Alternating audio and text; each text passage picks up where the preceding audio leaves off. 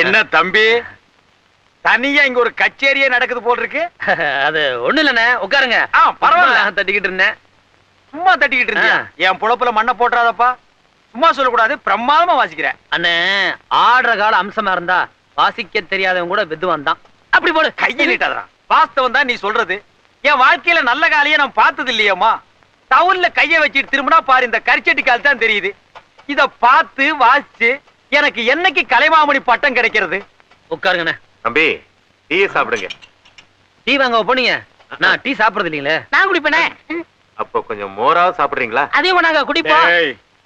அட வறுமைக்கு பிறந்தவனே, எதை முன்னால சாப்பிடுறது எதை பின்னால சாப்பிடுறது தெரியாம டீக்கு அப்புறம் மோராடா? அண்ணே, டீயும் பால்லதான் இருக்கு, மோரும் பால்லதான் இருக்கு, அப்புறம் என்ன?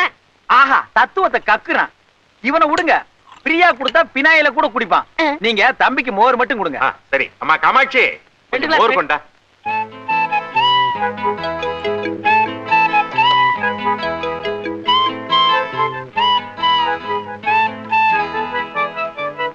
என்னது மோர் இவ்வளவு சூடா இருக்கு?